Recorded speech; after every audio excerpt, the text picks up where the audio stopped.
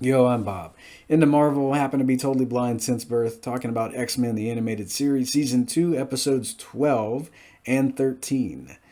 The two-part Season 2 finale, Reunion Parts 1 and 2. Part 1 premiered on February 12th in 1994, and Part 2 premiered on February 19th in 1994. I'd see Parts 1 and 2 at the end of July. That's when I watched part one for the first time, and then I would see part two at the beginning of August in '94. I like the recap as Reunion Part 1 began. You've got a little bit of dialogue at the beginning where Magneto's talking about the Savage Land, introducing it to Xavier, and you've just got this big montage of Charles and Eric attempting to survive the Savage Land. The entirety of scenes that we got throughout season two, they're revisited in the recap. I love the music. So if you've got Disney Plus, the music you hear in that recap is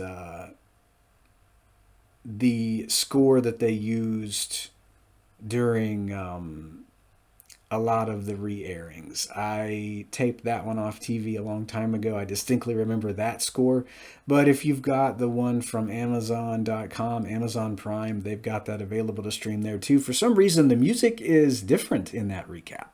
I'm not sure why they have variations of music, but I like the music in the Disney Plus version of the recap there. That's the one I remember best. That's the one that they played, I think, the majority of the times it would air on Fox Kids back in the day.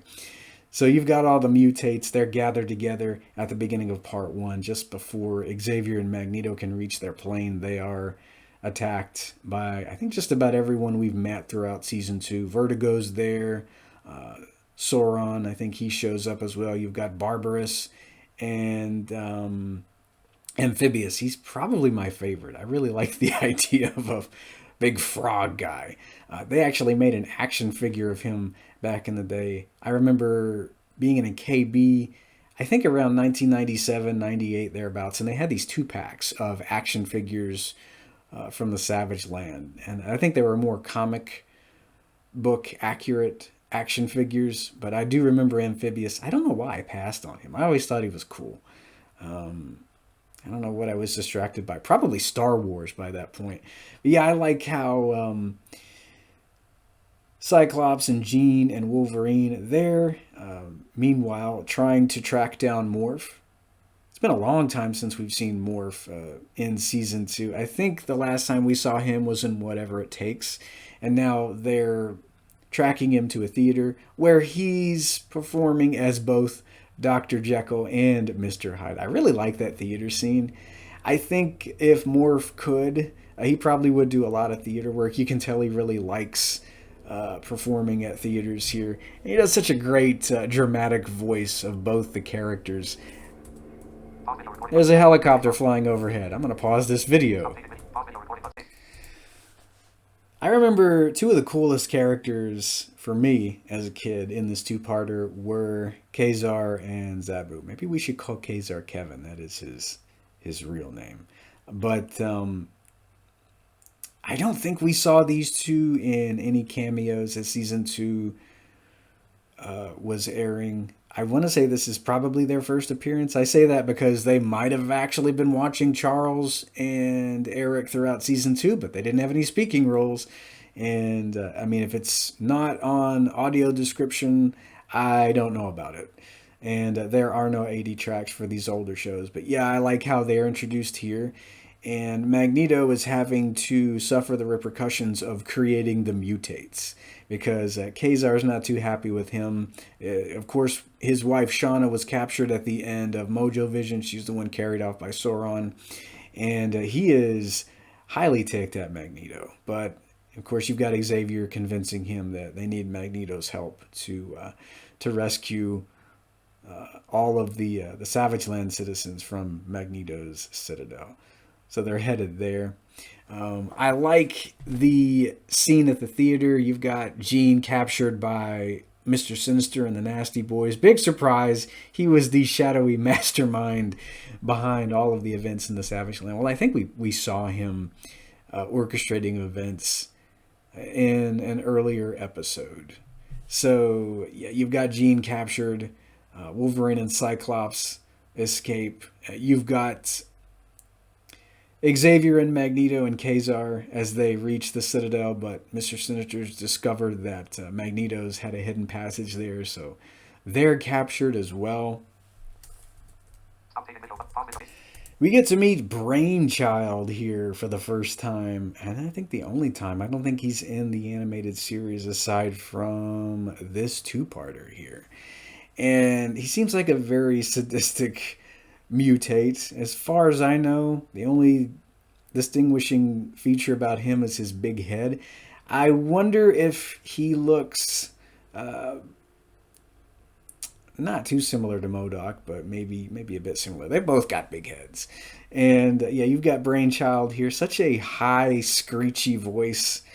Then you've got the part where Xavier's hypnotized and he's told to contact the X-Men. So everyone is lured to the Savage Land, and you find out the reason why they don't have any powers is because Sinister used Sauron's tissue and his machines, and that somehow gave Xavier the ability to walk at the cost of his psychic powers. I mean, yeah, it's just basically Mr. Sinister gloating throughout the majority of part one. He's resuming his plans to create a race of super mutants, and that is his ultimate goal there. So you've got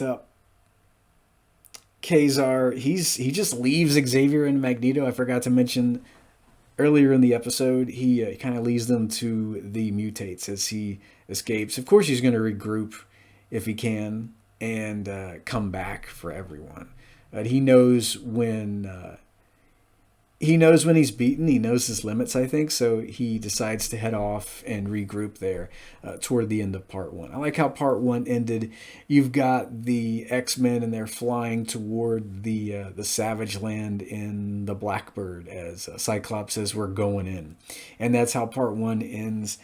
There were some really fun fight scenes. I like seeing the Nasty Boys again. We hadn't seen them for quite a while. We'd seen them last in Till Death Do Us parts 1 and 2, but here they are. And then you've also got the mutates. I hope we're not done with the mutates. Aside from Vertigo, I do believe, and Sauron, we don't see any more of Magneto's mutates as the animated series picks up in season 3. You see Sauron in Savage Land, Savage Heart. It's also called Savage Land, Strange Heart. I think they gave it 2 different titles, that particular two-parter. And then you see Vertigo in the big Apocalypse 4-parter way later in the show. But, I mean, other than those two, the mutates are done after Reunion parts 1 and 2. I'd hoped that we would be revisiting more of them as the series progressed. Because, I mean, I always thought when I was a kid, man, Magneto, what kind of crazy torment did he put some of these people through from the Savage Land? I mean, you have Carl Lycos, we find out later on, he was just a normal guy, and he's turned into this pteranodon-like creature. Of course, Sauron. You've got Amphibious. He was probably a normal guy too. Now he's a big frog. So I wish they'd revisited some of these guys. I wish we could have gotten to see flashbacks as to how Magneto created them. I think in the comic books, it said something about radioactive mist. I'm just going by various articles they've got online because I'm not able to read the comics. But yeah, I would have liked to have seen the mutates explored a bit more throughout the animated series. Hopefully they'll revisit them in X-Men 97. I don't know. I really hope they do. I mean, part 2 is a really spectacular episode, I think. I think it wraps up a lot of things, but it leaves a few things open for future stories. And I like how the Savage Land is revisited in season 3. Yeah, the X-Men show up. They've got no powers, so everyone is captured by the Nasty Boys here in part 2. Except for Wolverine, he jumps off a cliff, he escapes. Vertigo is not giving him an easy time, though. But then he meets Kazar and Zabu, And man, I love that saber-toothed tiger. I think he's one of my favorite characters, and I like that we get to see Kazar once more in season 3. So you've got Wolverine and Kazar. They've got to head to the Citadel and free everyone. But in the meantime, it's just Mr. Sinister. He's gloating about how he's going to create a future master race of mutants, and he's picking up where he left off at the end of Till Death Do Us Part. He's, of course, really happy to have everyone back in his clutches.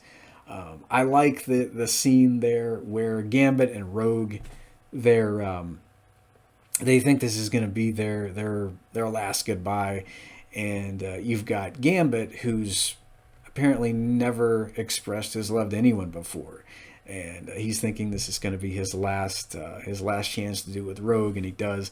I always thought they should have kissed. Maybe they did. I don't know for sure though, but I wish they could have. I mean, because she's got no powers, so I mean, he's not going to pass out after she permits him to kiss her. But I don't know if they did that or not.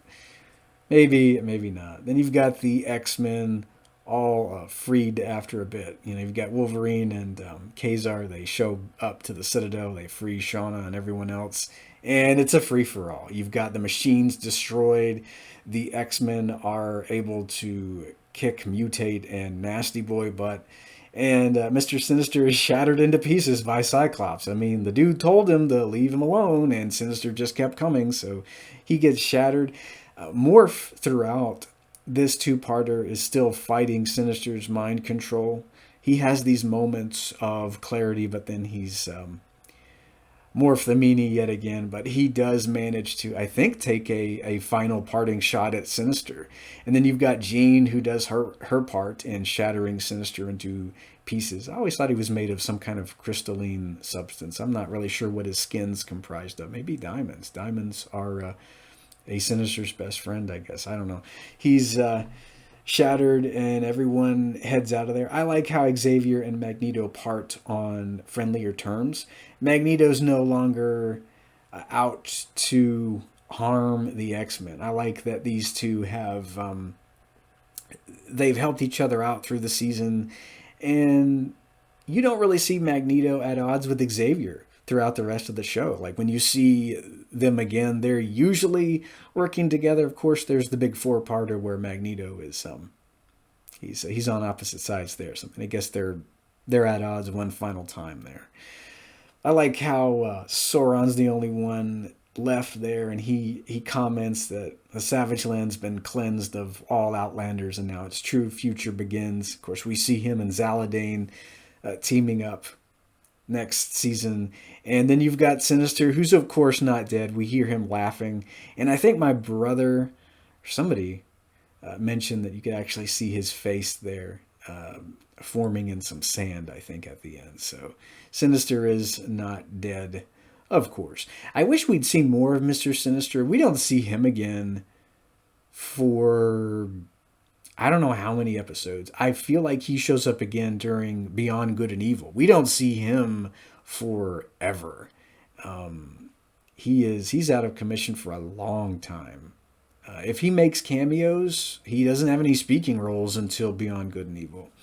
And he's a character I wish they could have used a bit more throughout the animated series. No, not in every episode, but they really used Mr. Sinister sparingly throughout the series, and I'm really glad he's coming back in X-Men 97. I can't wait to see what he's going to be up to. I think the Savage Land is one of my favorite locations. If you've played the old PS2 X-Men: The Next Dimension video game, it serves as actually more than one fighting arena in that video game. You get to play you get to fight on Magneto's Citadel there. You get to fight at the lagoon in the Savage Land. I think there's some cliffs above the lagoon. And I'm just thinking about that game because it's such a cool location, and I was glad that they featured it in X-Men Next Dimension. I think that was the first fighting game I'd played with stage transitions. Well, Mortal Kombat 3 was, but I like how they implemented the transitions in the X-Men video game. Like, you could knock people over the cliffs, and they'd fall down into the lagoon. Or if you were fighting on Magneto's Citadel, you could knock them off this ledge, and they were fighting by some lava pits. But I mean, the Savage Land had such a big role in that video game. It's such a cool idea to put this kind of prehistoric valley in the middle of the Arctic there, and I think it's always going to serve for me as one of my favorite locations in anything Marvel. I like the inhabitants of the Savage Land. Hopefully they'll bring Kazar and Zabu back to X-Men '97. They're some pretty cool characters. I'm glad we get to see them again in Savage Land Strange Heart or Savage Land Savage Heart. I think it had two different titles, so I keep calling it one or the other. I guess you could call it either or. So that'll do for the second season of X-Men. And next time we're going to be kicking off season 3 talking about Out of the Past, parts 1 and 2. And so be here for that. Till next time.